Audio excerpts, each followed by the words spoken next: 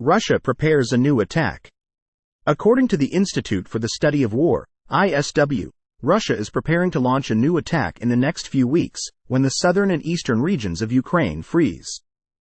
Many Russian sources also believe that the country's military will launch a major attack effort.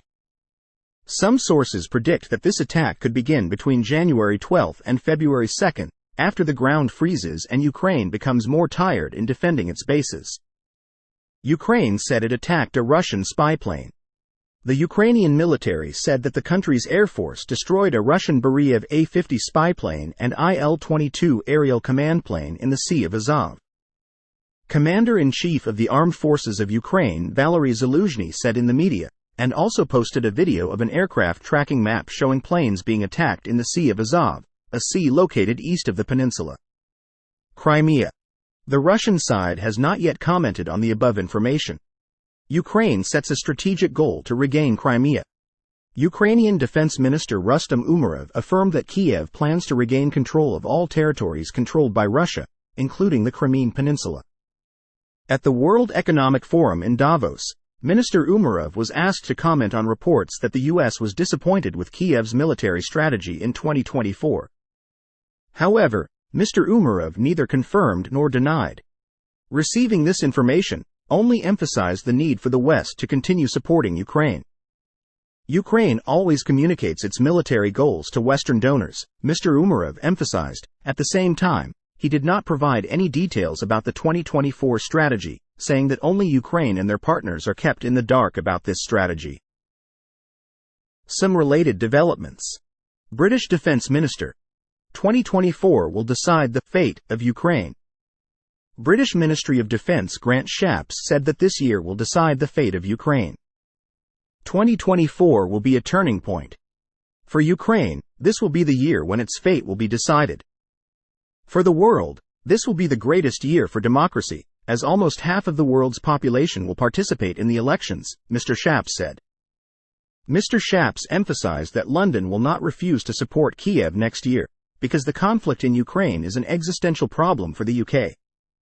The British Defence Minister also said that the country has trained a total of more than 60,000 Ukrainian soldiers since 2015.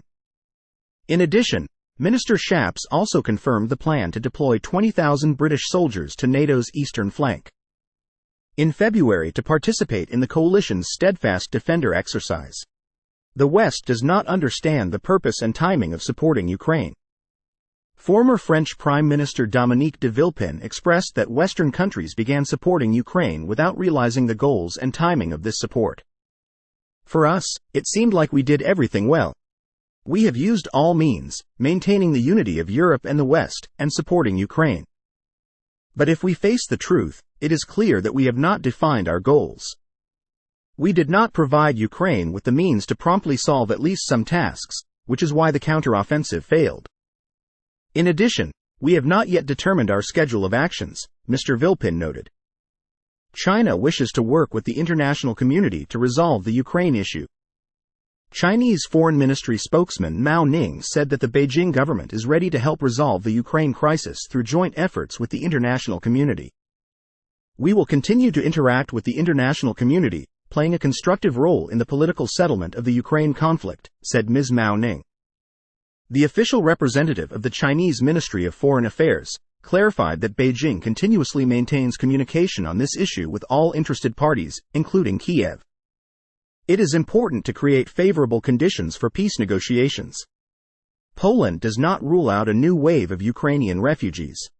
Polish Deputy Foreign Minister Andrzej Szczęsny said that the government does not rule out the appearance of a new wave of refugees from Ukraine on Polish territory in case the Russian army gains an advantage on the battlefield. We cannot rule out the possibility that the Russian attack will lead to the fact that the next wave of millions of Ukrainian refugees will appear in Poland, mainly women and children. This will place a huge burden on the country and society. Poland must prepare for the development of such events, said Mr. Szczęsny. On this issue, Mr. Szczęsny expressed agreement with the views of Polish Prime Minister Donald Tusk, who previously announced that Poland would not accept refugees from other EU countries within the framework of the Migration Treaty. Are being discussed within the alliance. United Nations calls for support for Ukraine. The United Nations and partners call for $4.2 billion in 2024 to help communities in Ukraine devastated by war, as well as Ukrainian refugees. Hundreds of thousands of children live in communities on the front lines of fighting, living in fear, trauma, and deprived of basic needs. That fact alone forces us to do everything we can to bring more humanitarian aid to Ukraine, said UN aid official Martin Griffiths. The UN Office for the Coordination of Humanitarian Work, OCHA, said that more than 14.6 million people, equivalent to 40% of Ukraine's population, will need humanitarian aid this year due to fighting.